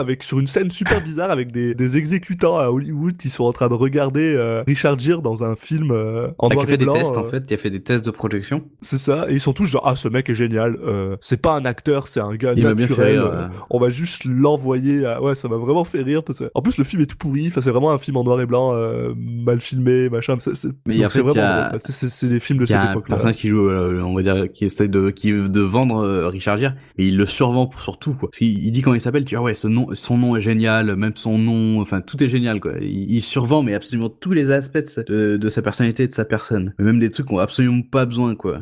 Le mec est convaincu et ils en font une star. C'est là qu'on a encore une petite scénette avec Vinny qui va attaquer un bar à la mitraillette. Donc Vinny qui est Vincent Dwyer qui est Nicolas Cage bien sûr. Hein. Oui, on a aussi on a eu quelques montages vidéo, donc c'est le montage vidéo dont je parlais tout à l'heure où on voit un peu avec des coupures de journaux puis des scènes qu'il y a une guerre sanglante dans Harlem. C'est vraiment un gros montage super weird que j'ai vraiment adoré, ouais. On voit justement une femme qui se met à danser entrecoupée de justement Andy Dwyer, Vincent Dwyer, Nicolas Cage qui tire sur des gens, et j'ai adoré cette scène. Ça sera pas la seule scène un peu dans ce genre-là justement parce que on en a une un peu après. Et d'ailleurs, tout ça pour dire que dans le bar où Nicolas Cage vient avec sa Tommy Gun, parce que c'est un gros gangster, il a une bonne Tommy Gun pour tirer sur les murs. D'ailleurs, il vise comme de la merde, puis il touche juste les murs au lieu de tuer personne. On a le droit à la première vue. Il est dans la première scène du film. Pour vrai? Oui. Mon petit Laurence? Il est dans le bar de toute scène, la première scène. Ah, moi je l'ai capté juste là, mon petit Laurence Fishburne. Ah bon, ok. Bon, j'étais excité pour rien, pardon. Mais bon, deuxième semaine, et autant le dire tout de suite, un peu comme dans Rusty James, on comprend pas vraiment son rôle, quoi. Absolument pas. Je sais pas qui c'est, je sais pas qui fout là, il sert à rien. On comprend quand même un peu, mais ce que je veux dire, c'est qu'il est un petit peu là, plus là, et il y a vraiment un peu en fait, je crois que Coppola, il l'aime bien, il a envie qu'il soit dans ses films, mais il n'a pas forcément prévu de choses très précises pour lui, quoi. Il est maigre, ça me fait flipper. Enfin bref, donc voilà, on revient, donc voilà, il y a ce montage de chansons, puis tout d'un coup, coup, on voit Dilbert qui essaye de parler... parce que bien sûr, le montage de la chanson, la femme qui chante, c'est Lila. Et on finit avec Dilbert qui veut parler à Lila parce que elle est jamais là, blablabla, elle a déménagé. Donc il veut la faire monter sur le toit. Bien sûr, ils ont pas le droit d'aller sur le toit. Et Dilbert finit par se faire littéralement agresser par le patron des artistes qu'on avait rencontré au début. Toujours le même là, qui en veut clairement, qui l'a un peu dans le collimateur. Ouais, puis qui est raciste. Hein. Donc il aime pas quand les Afro-Américains lui hurlent dessus. Donc il va limite presque à lui mettre des coups de hachoir dans la face, mais il s'arrête avant heureusement. Et Lila décide qu'elle en a marre, puis que ça y est là, elle s'en va du Cotton Club, puis voilà. Et donc là on coupe. Dilbert va se plaindre littéralement à Laurence Fishburne et qui lui dit ouais, moi j'aimerais bien que ce mec il meure, blablabla. Et là Fishburne lui explique que genre déjà il lui dit moi je suis juste un pimp, donc ok, c'est ça son rôle.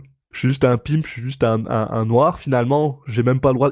Il a même pas le droit de rentrer dans le Cotton Club, apparemment. En fait, oui, le Cotton Club, tous les artistes sont noirs, mais les noirs n'ont pas le droit d'y aller en tant que consommateurs. Et il dit voilà, qu'est-ce que tu vas faire? Tu vas aller tuer ce blanc-là, puis ça se passera pas. Donc voilà. Bon, finalement, en gros, il le calme un peu et il lui dit fais ce que tu fais de mieux en fait. Joue des claquettes, puis un jour tu prendras ta revanche. Et là, deuxième montage vidéo. Cette fois, on a un montage vidéo crise de 1929. Donc le crash boursier. Qui a marqué le début de la Grande Dépression. On est sur une période assez compliquée. On finit en 1930. Je pense qu'il voulait pas rester sur la Grande Dépression, il voulait juste aller en fait, c'est juste pour ça. Il y a pas mal de moments dans le film où on va ancrer. Le film est très ancré dans le réel, parce que les personnages Dutch, c'est un personnage qui existe. C'est vraiment, il raconte des événements qui sont vraiment déroulés avec Dutch, Madame Sinclair, des choses comme ça. On va voir des stars un peu plus loin aussi qui vont revenir.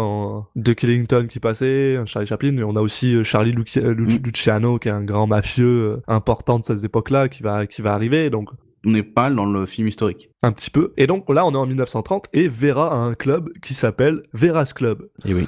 Et donc dans ce club-là, pour montrer le passage du temps, maintenant Vera est blonde. Et c'est l'ouverture de son bar, enfin son club. Il y a Dutch qui est là. Et qui c'est qui rentre dans le club? Richard Gere, puis Bob Hoskins. Il y a tout le monde, comme de toute façon, comme à chaque fois, ils sont tous au même endroit, là, il y aura tout le monde.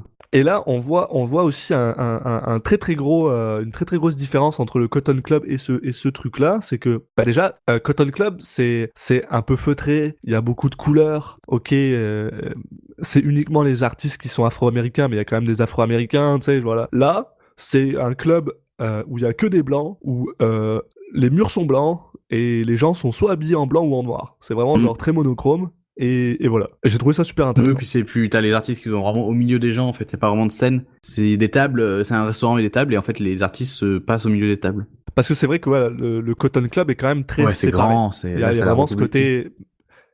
Et la scène est aussi coupée. Les gens peuvent pas aller sur la scène, puis voilà, donc on laisse les Afro-Américains d'un côté, les Blancs de l'autre, puis voilà. Puis là c'est plus mélangé, mais il y a pas d'Afro-Américains, donc je sais pas si c'est mieux. Et mieux. Et Dutch est un peu stressé parce qu'il voit qu'il y a Madden qui est là, donc il décide d'aller lui parler. Il lui dit ce soir tu payes rien. Ouais, alors il lui dit ça, mais enfin c'est très passif-agressif quoi. Hein. Il se dit un peu comme quand Dutch s'était pointé au Cotton Club, lui il se dit il a un peu du toupet quand même de venir me faire chier très même ici quoi. Ouais. Et justement Eva non comment ça s'appelle Vera pardon. Vera c'est celle qui l'a invité. Et il étend aussi ce passif agressif à Dixie, parce que Dixie est maintenant une star. 2 ans après, il est une star, et il est une star dans un film de gangster. Et bien sûr, Dixie lui dit à Dutch que c'est grâce à lui qu'il a appris, et Dutch lui dit t'as pas tout appris. On sent que c'est très clairement une menace pour lui dire que, en général, ce genre de personne meurt très violemment. Dans Dixie, il se fout bien de sa gueule quand même. Encore une fois, il sait vraiment pas où s'arrêter. Le mec, il prend vraiment tous les risques. Quoi. Dans chaque conversation, il sait à qui il a affaire, mais alors dans chaque conversation, il va quand même se lâcher. Il se prend quand même pas mal pour un bon caïd, ouais. Et finalement, ben, Il manquait quelqu'un à la fête. il manquait quelqu'un à la fête. Il manquait Nicolas Cage qui se ramène parce que très clairement, il est un petit peu en froid avec Dutch, qui lui donne pas assez d'argent, et il lui dit, ben voilà, moi je t'ai ramené la raison pour laquelle Tu contrôles la moitié d'Harlem. t'as réussi. Tu contrôles la moitié tu contrôles Harlem, la moitié c'est grâce à moi, donc je veux être un partenaire. Puis le gars lui fait, t'es pas un leader, man. Encore une fois, il se prend un peu trop pour une star, l'ami Vinny. Mais il lui dit, bah tiens, si tu veux, tiens, je te donne de l'argent, puis on va t'augmenter. Le gars lui fait genre, non, je veux pas ton argent, puis il se casse. Ils sont vraiment Là remontés, aussi un move assez vraiment mauvaise qualité. Quel est couru là. Un choix assez risqué. Et voilà, et donc Dutch revient dans la salle, puis il se rend compte que Richard Gere est en train de jouer de la trompette avec Vera, et que Vera est pas le mec dès qu'il sort de la pas pièce, insensible. Ouais, non, c'est ça. Quand le chat est parti, les souris dansent. Hein. Et donc voilà, elle est très touchy avec Richard Gere, et Raiden il est pas content. Donc et là, on se rend compte aussi qu'il y a Delbert qui attend en dehors du club parce qu'il n'a pas le droit de rentrer, et il essaye de faire passer un message à la chanteuse de la soirée. Layla, qui a retrouvé du boulot quand même assez rapidement. Et qui, comme on dit tantôt, joue beaucoup sur le fait que elle est mixte et qu'elle a la peau claire, donc elle peut se faire passer pour une blanche, donc elle peut rentrer dans ce club où il y a que des blancs. Il fait passer un mot à Lila qui lui dit rejoins-moi après. Et donc ils finissent par aller dans un hôtel ensemble où ils s'expliquent un peu leur relation très très compliquée, là. Ça a l'air d'être un bordel, leur relation. Ouais, en gros, il lui dit, toi, t'as un peu la vie facile, parce que tu peux faire passer pour une blanche. Moi, je peux pas me faire passer pour un blanc. Donc, bon, là aussi, un move assez bizarre, de lui reprocher ça, comme si elle avait choisi. Elle pouvait pas y faire grand chose. Mais c'est vrai que je pense que ce qu'elle lui reproche, c'est surtout qu'elle en joue. Oui. Mais en fait, on va dire qu'elle va pas faire exprès d'avoir une vie miséreuse juste pour lui faire plaisir, quoi. C'est ça. Et là, elle lui dit juste, écoute, aime-moi juste, c'est tout ce que je te demande. Ce qui est assez doux, mignon. Puis finalement, voilà, là, on a une petite éclipse, puis là, on commence à revenir un peu dans le bourrin du sujet, où le gobelin, donc le gars... le vieux gars qui fait chier Richard Gere et Vera pendant qu'ils dansaient et qu'ils se frappaient. De quoi il me parle? Il y en a oui, pas parce le même qu'il film. l'appelle le gobelin. Et là, il y a un dragon. Non?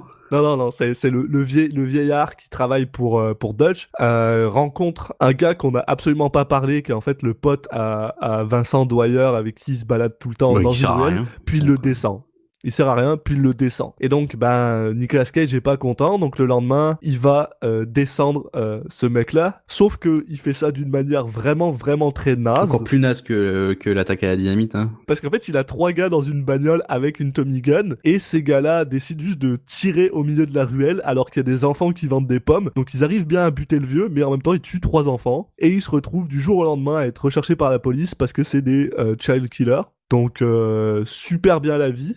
Pour Nicolas Cage, qui décide non pas qui aurait pu genre juste se barrer, mais non, il décide d'aller encore plus loin en enlevant Frenchie. Donc il va au Cotton Club, il dit à un gars va chercher Frenchie et emmène-le dehors parce que il joue une espèce de junkie bizarre, genre. Il est tout stressé, il est caché derrière une casquette, ça m'a vraiment fait rire. Il y a Frenchie qui vient le voir et qui lui dit qu'est-ce que tu veux, puis là il se lève et il lui fait tu vas venir avec moi. J'adore Frenchie. Frenchie est tellement genre sassy, passif-agressif en lui disant t'es sûr que tu veux m'enlever, je suis pas un enfant, genre je suis trop vieux pour que tu me tues. Ouais, et puis il demande, parce qu'il a confiance en personne, il demande à ce que ce soit son frère qui transporte l'argent de la rançon. D'ailleurs, c'est vrai que la relation entre Frenchie et Madden, elle est assez marrante, ouais. Justement, ils sont même si c'est deux mafieux, hein, ils ont une relation un petit peu justement très amicale, plus. C'est vraiment tendre, on va dire. C'est deux bons poteaux, quoi. Ouais, voilà.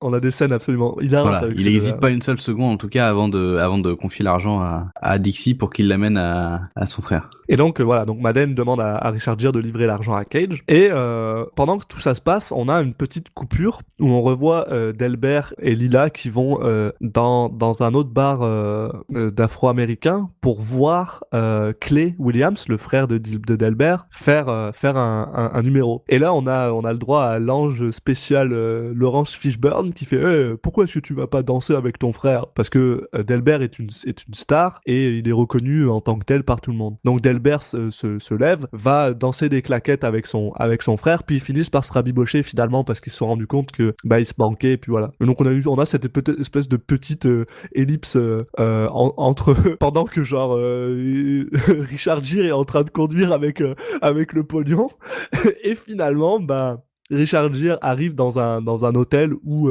Nicolas Cage Il s'est retranché avec ses hommes de main.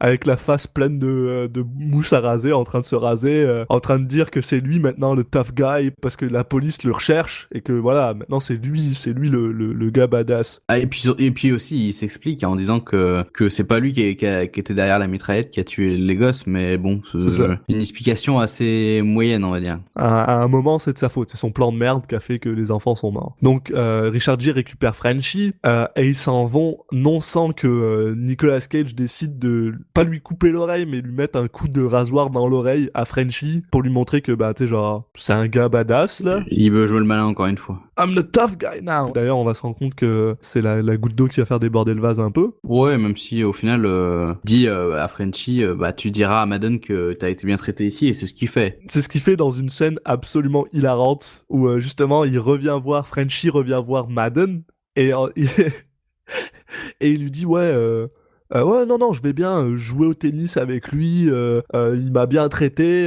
et fait par contre, donne-moi ta montre, je veux voir combien de temps je suis parti, parce que clairement il est juste parti moins de 24 heures, donne-moi ta montre, je veux voir combien de temps il est parti, puis là il lui détruit sa montre en or, genre d'un coup, en lui disant, ouais, j'ai entendu dire que t'as payé juste 500 balles pour me faire sortir, et là t'as Madden qui commence à s'énerver, fait genre, tu déconnes, j'ai payé 50 000 balles, j'aurais payé 1,5 million si je pouvais, et en fait on se rend compte que Frenchie se fout de sa gueule, la raison pour laquelle il a pété sa montre en or, c'est pour lui offrir une montre en platine pour le remercier de l'avoir sauvé, genre. On a cette espèce de petite relation entre les deux qui est très fun. Ouais. J'ai vraiment aimé ça, là. Et tout d'un coup, ça recoupe une fois de plus, et là, on voit Nicolas Cage qui est dans une espèce de bar, je pense. Ils se sont retranchés, ouais, dans c'est ça, un bar assez, où il y a peu de monde, au final. Nicolas Cage et ses hommes, et apparemment et sa femme aussi, bien sûr. Et ils sont que 4 en fait, c'est ça. J'avais complètement oublié qu'elle était mariée, je comprenais pas que c'était qui cette femme. Je suis genre, c'est qui cette femme? Mais ouais, en fait, non, c'est sa femme. Elle l'a pas lâché, en tout cas, elle le suit dans dans tous ses meurtres, dans tout ce qu'il fait. Apparemment, ça la choque pas, quoi. Ouais, quand on l'avait rencontrée au début, elle avait pas l'air extrêmement présente comme personne. Donc je suis pas étonné. Cage est en train de téléphoner et en train d'appeler Madden au téléphone en lui disant, oh ouais, on l'a pas blessé, on l'a rien fait. Et là, il y a un gars qui arrive avec une Tommy Gun et c'est la fin de Nicolas Cage pour ce film. Alors on va se dire adieu. Non, je rigole. Alors moi j'ai pas trop, enfin j'ai un doute. J'ai l'impression que c'était ces 2 hommes de main à lui qui se sont retournés contre lui et qui le tuent. Mais je suis pas sûr. Vu qu'on les connaît pas trop, au final, j'ai pas. Mais en même temps, je vois personne. J'ai l'impression que c'était eux qui étaient déjà dedans et qui d'un coup se mettent à lui tirer dessus. T'as raison sur un point, dans le sens où il y a un des 2 gars qui est clairement avec Nicolas Cage qui fait rien pour le sauver. Mais le deuxième, j'ai l'impression qu'il rentre dans le bar. Peut-être. Genre... Mais peut-être que c'est un de ces gars. C'est vrai que c'est un peu mal, c'est confus, mais clairement, on sait qu'ils ont été envoyés par Madden. Donc... Ou payés ou envoyés, voilà. Au final, il a refusé une augmentation. Là, il a chopé 50 000 $, mais on sait pas trop qui va garder cet argent. Donc, peut-être qu'ils se disent... Enfin, eux savent très bien que s'ils continuent à suivre, ils vont mourir à un moment donné. Donc, c'est peut-être ça qui a joué, mais c'est vrai que c'est pas hyper clair. Et là, soudainement, on a une autre ellipse, et on est en 1931 maintenant. Et on est au Cotton Club, et Dutch a l'air de faire la fête. Richard Gere arrive dans le club, puis apparemment maintenant c'est vraiment une grosse star, tout le monde le reconnaît, tout le monde veut signer des autographes. Il finit même par chanter avec Cab Calloway, et là, soudainement, on voit Charlie Luciano, qui est un grand mafieux de cette époque-là, vraiment un très très gros mafieux de cette époque-là, qui faisait partie des gens de l'entourage d'Al Capone, puis donc voilà, qui vient parler avec Madden. Ouais, en fait, ils complotent avec Madden et Frenchie. Comment ils peuvent continuer un petit peu leurs méfaits sans se faire rattraper par la police, parce qu'apparemment ça chauffe un peu pour leurs fesses, mais notamment à cause du comportement de Dutch qui va un peu trop loin, et eux clairement ils complotent aussi pour comment ils peuvent faire pour se débarrasser de Dutch. C'est clairement ça qu'ils veulent, ils veulent tuer Dutch. Et là il y a Dilbert qui se remet à faire des claquettes, ça pète toujours la classe, puis en même temps on a le droit on a Vera qui s'en vient, et elle est au bras d'une certaine personne qui s'appelle Charlie Chaplin. Qui a l'air d'être un demeuré. Il est présenté. En fait, c'est ça le problème, c'est que tout le monde, à chaque fois que ils veulent faire croire que c'est Charlie Chaplin, parce que le problème avec Charlie Chaplin dans les années 30, c'est que il a pas de moustache, il a les cheveux grisonnants, donc la plupart des gens sont pas forcément capables de le reconnaître, donc ils se sentent obligés de faire en sorte que il fait du pantomime, puis il est genre je suis le même artiste, on le voit même à un moment faire le coup avec les pommes de terre tu sais genre que c'est des jambes parce qu'ils sont attachés à une fourchette là. T'es genre ouais ok, non sinon tu peux juste dire que c'est Charlie Chaplin puis on va le savoir. Ou tu peux juste ne pas le mettre. En fait. Aussi ouais. Parce que là il le cite, il le montre, mais on sait pas pourquoi. Enfin ça n'a pas vraiment d'intérêt là. C'est vrai. Mais je pense que c'est surtout pour dire que Vera est une personne qui est de la haute maintenant, et puis que voilà, elle vient avec Charlie Chaplin. Et aussi, on a le droit de voir notre ami Laurence Fishburne qui a finalement le droit de rentrer dans le Cotton Club. On sait pas comment, on sait pas pourquoi, on en a aucune idée, mais il a le droit. Ouais, peut-être parce que c'est 1931, ils ont un peu assoupli les... Ouais, c'est à la fois le sujet du film et à la fois un peu trop en sous-texte des fois. Ouais. Il y a beaucoup de choses qu'ils en parlent pas. Par exemple, à aucun moment on entend Richard Gere parler du fait que son frère est mort. Il y a aucun moment, on n'en sait rien, on s'en fout. Là, le mec est juste refait, il signe des autographes, puis tout va bien. Donc Luciano et One sont en train de parler contre Dutch, ils veulent apparemment le tuer. D'ailleurs, petite parenthèse, si jamais vous avez vraiment envie d'apprendre un petit peu plus sur Charlie Luciano, même si c'est pas tout à fait accurate, je vous conseille vraiment la série Boardwalk Empire, juste exceptionnel, il est dedans, c'est formidable. Voilà, fin de la parenthèse. On a la femme de Dutch qui vient de faire une scène au milieu du Cotton Club, parce qu'à chaque fois on a toujours à chaque fois qu'il va avec elle au Cotton Club, il lui explique que il y va jamais sans elle, et là elle rentre et elle le voit à la même table que Vera, et clairement lui dit bon c'est bon, arrête de foutre de ma gueule, je sais très bien que tu traînes tout le temps ici.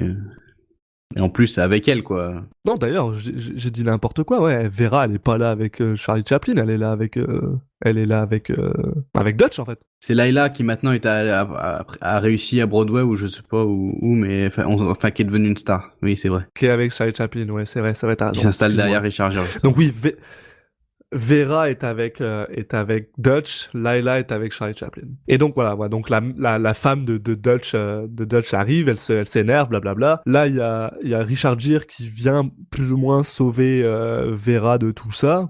Il vient pour dire ouais, et puis il vient surtout il y a Dutch qui lui dit viens on se barre avec Vera, et elle dit non, et puis lui enfin il y a Dixie qui dit non aussi. En gros voilà, c'est le moment où les deux vont de manière vraiment open, ils vont se rebeller contre Dutch. C'est ça, parce que un tout petit peu avant, Richard Gere a été appelé pour jouer de la trompette. Pour la première fois, c'était le premier homme blanc qui avait le droit de jouer au Cotton Club. Vera et Dutch sont en train de se parler, et Vera lui explique que elle vient en fait d'aller embrasser Richard Gere dans les coulisses, ouais. Et qu'elle couchait avec lui dès qu'elle pouvait. Donc là, ça énerve vraiment beaucoup Dutch. Ça y est, c'était la goutte d'eau qui a fait déborder le vase. Là, il pète clairement un câble, il sort un flingue, il s'apprête à tirer justement sur Richard Gere. Et là, Richard Gere est sauvé par... Il est sauvé par Delbert, qui était en plein milieu de son numéro, ouais. De son numéro de claquette, qui court, qui saute, dans une scène vraiment très weird où il saute, il met un coup de pied dans le flingue, mais genre vole par la fenêtre. Ils volent par la fenêtre, mais ils sont pas à côté d'une fenêtre du tout là. Ah non. Donc c'est genre le flingue traverse la moitié du Cotton Club pour sortir par la fenêtre. Et puis surtout tout le monde s'en fout après. En fait, on a l'impression que Dutch il a pas vu ce qui s'était passé. Ouais. Il s'énerve pas contre le mec, il reprend son numéro, et Dutch il y a plus de flingue dans la main. Et donc il est gentiment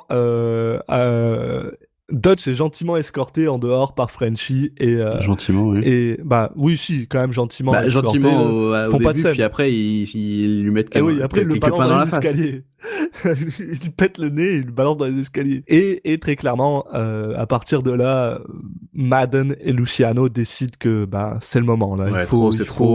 Donc ils vont appeler un gars. Et là, d'ailleurs, on apprend que Madden a un problème avec sa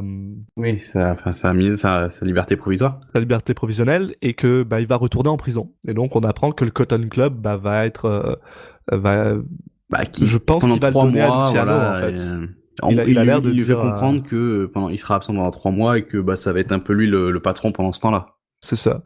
Et voilà. Et donc ils appellent un gars très clairement pour tuer Dutch. Ce qui est d'ailleurs une scène absolument un peu drôle parce qu'on voit Dutch dans sa voiture en train de faire des plans de formanté pour essayer de revenir justement pour tuer Dixie. Et donc ils vont dans un restaurant et finalement il y a deux gars qui rentrent avec des Tommy Gun, puis ils tuent tous les potes à Dutch et il finit par descendre Dutch qui d'ailleurs met du temps à mourir, genre s'est pris une balle dans le ventre et il finit par crever. Ouais, il faut quand même s'attarder sur cette scène parce elle est assez particulière. En fait, on est sur un montage alterné entre Delbert qui fait qui fait un solo de claquette en fait, sans musique, sans rien, et avec les scènes de Dutch et puis le moment où il se fait tuer, et là qu'il n'y a pas de musique non plus, c'est les claquettes qui servent de musique. Donc en fait on a ce son qui est en continu entre les différentes scènes. En plus les sons de claquettes, ça a un côté très martial, très voilà, on sent que ça fait monter la pression, on sent qu'il y a quelque chose qui arrive. Un montage alterné qui fait quand même pas mal penser à certaines scènes du Parrain où justement on a des assassinats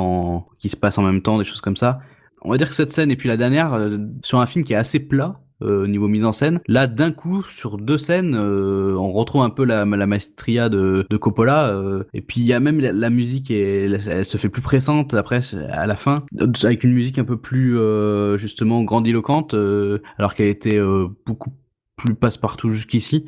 Ou intégré au club quand il y avait de la musique, c'était souvent lié à ce qui se passait dans la scène. Donc là d'un coup on se retrouve sur une scène qui est beaucoup plus, enfin on retrouve plus sa patte. Bon, après peut-être un peu tard Il a vraiment tout donné sur la fin et justement la fin. Voilà, la scène de fin. En fait, on se retrouve sur un moment où il y a différents personnages qui doivent prendre le train. Donc on a Madden qui prend le train parce que lui il retourne en prison. T'as Richard Gere qui part de la ville. Et en même temps, on a le numéro qui clôture le spectacle du Cotton Club qui se passe aussi dans un décor de gare. Donc en fait, ça mêle les deux. Et on a des moments où on est dans des scènes réelles qui se passent vraiment dans la gare, mais où les gens dansent comme dans le numéro. Enfin, on a des scènes un peu, c'est assez rigolo. On a justement la mère qui accompagne Richard Gere et elle se met à danser, elle met à expliquer aux gamins comment on danse. Ça passe de l'un à l'autre. La frontière est parfois un peu floue, mais généralement c'est assez marrant comme scène de fin. Pas forcément dans le ton du film, mais en tout cas il y a une créativité, il y a ça, c'est voilà, il s'est lâché. C'est ça, et comme tu dis,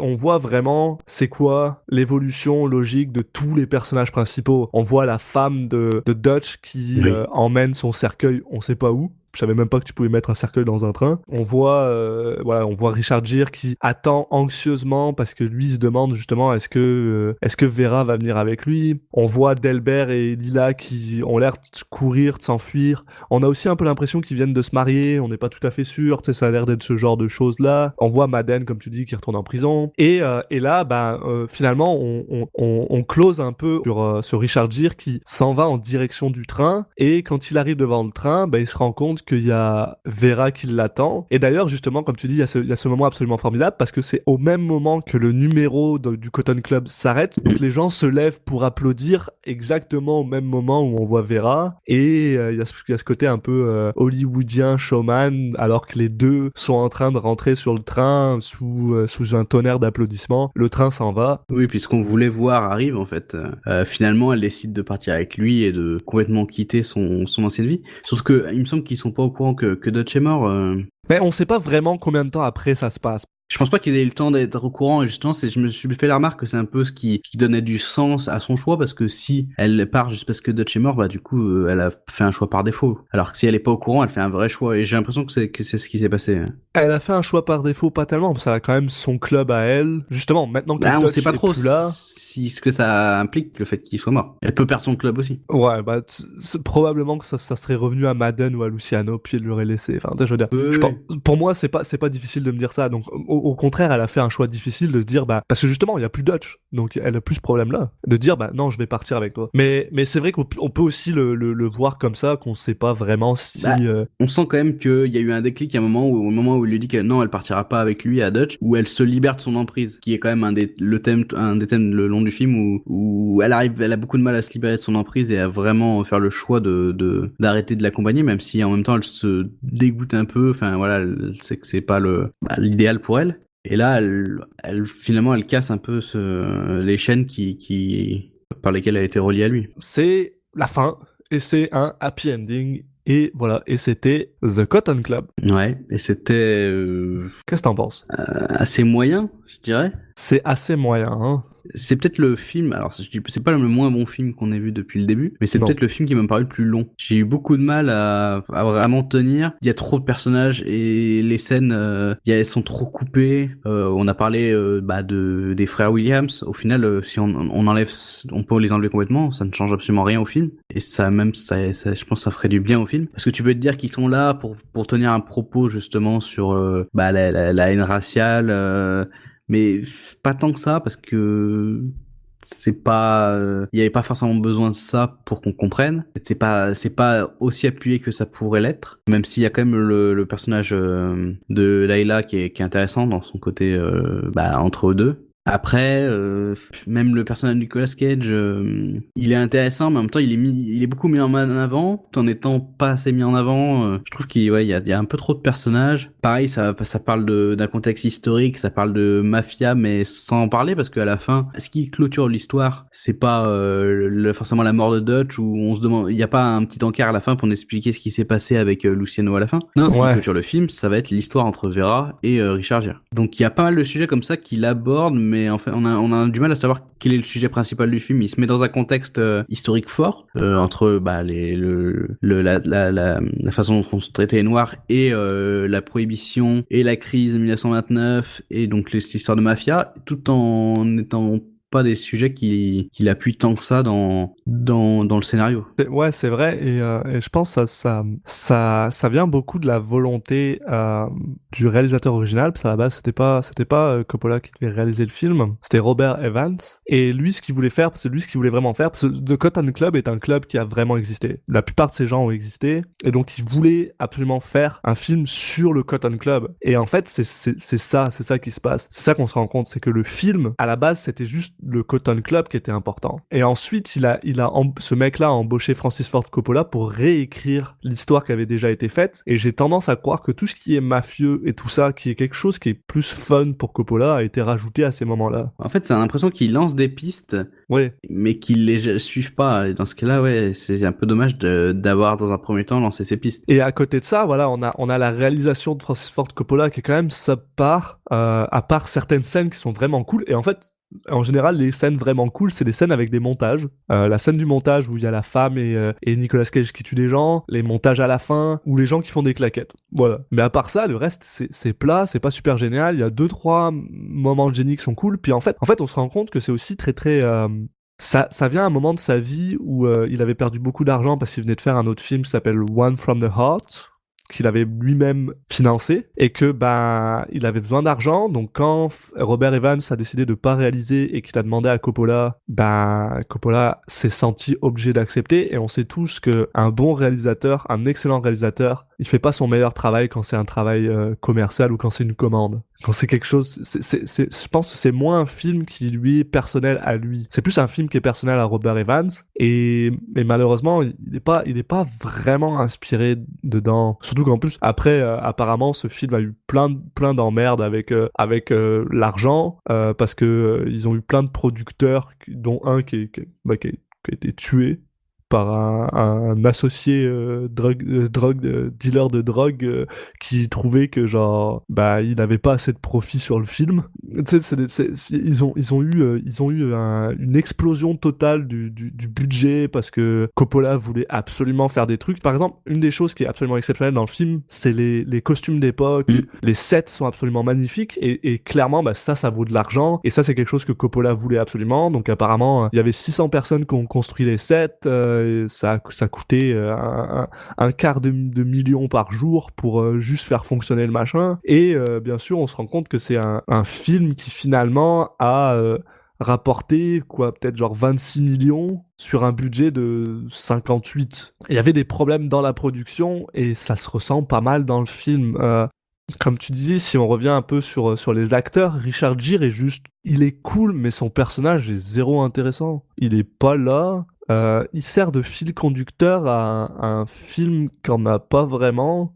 Tous les autres sont cool. Bob Hoskins, juste incroyable. Oui, bah après, globalement, je trouve que tous les acteurs sont bons. James Remar est juste génial. Franchement, Vera, moi je l'ai aimé. Moi j'ai aimé son personnage, Oui. mais c'est assez drôle. Elle a été nominée pour un Razzie, qui est genre l'équivalent des Oscars, mais pour les mauvais films. ouais, bon après, souvent les Razzies, c'est un peu n'importe quoi. Hein. Oui, c'est aussi un peu n'importe quoi, mais c'est quand même. Enfin, pour moi, ça mérite pas un Razzie, quoi. Il y a quand même pas mal de films même de bons films ou de bonnes performances qui se retrouvent des fois retrouvent Razzie, donc bon. Mais non, globalement, moi, je trouve que voilà, un des points forts du film justement, c'est ses acteurs. En dehors de ça, bah en fait, il y a 3 films. Il y a un film sur la mafia, un film qui est une histoire d'amour et même 4 films, un film sur le Cotton Club et un 4e film qui serait un film sur la traite des noirs qui se côtoient et en fait, il y en a aucun qui a été choisi.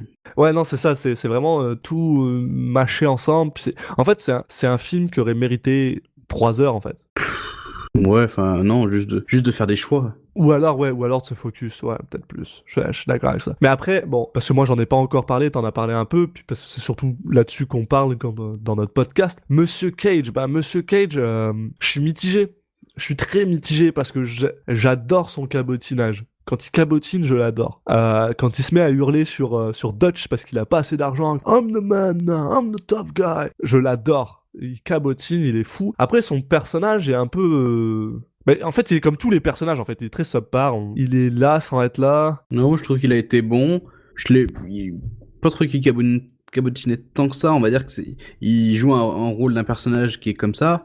Mais du coup, quand il est un peu dans l'excès, ça paraît naturel par rapport à son personnage. Comparé à certains films où en fait, son personnage n'a aucune raison de partir en cacahuète et il le fait quand même. Oui. Là, je trouvais que il était clairement où le personnage lui allait bien, lui correspondait bien à sa façon de jouer, ou en tout cas, il s'est bien adapté. Donc, par rapport au personnage, je trouve qu'il fait ce qu'il faut. Quand je dis qu'il cabotine, il cabotine juste. T'as raison. Il est juste dans son cabotinage là. C'est ça, j'aime beaucoup son évolution un petit peu, où tu te rends compte que il devient pas forcément plus fou, mais comment dire, clairement les choix qu'il a fait commencent à le stresser, tu sais, et que genre et je pense qu'il extériorise ça en étant en se prenant pour un hot shot, alors que c'est pas le cas, et tu sais, genre il y a de quoi, mais c'est pareil, il est pas on lui donne pas assez d'espace pour vivre, on lui donne pas assez de... Donc c'est un peu difficile de le noter, c'est un peu difficile de lui donner une note. Si je devais le juger juste sur sa performance à lui, vraiment sur sa performance, j'aurais pas de problème à lui redonner un 7. Ouais, moi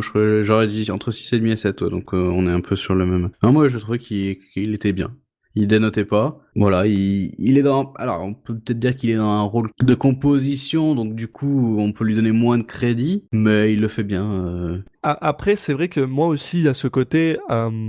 Parce que quand il est face à Richard Gere, il tient quand même, il se tient quand même, genre. T'as les deux à l'écran, et Richard Gere prend pas forcément plus de place que Nicolas Cage. Mais il y a certaines fois où, peut-être un peu, mais je pense que c'est aussi pour le rôle qu'il veut ça, où il vit un peu dans l'ombre de son frère finalement. Donc, ouais, j'irai vraiment pas plus haut que 7. J'irai vraiment pas plus haut que 7 Cage sur 10. Ça me va. Bah écoute, à part, je pense qu'on a tout dit, à part si tu avais une dernière chose à rajouter. Vraiment pas, j'ai juste à dire, donnez de l'amour à Bob Hoskins.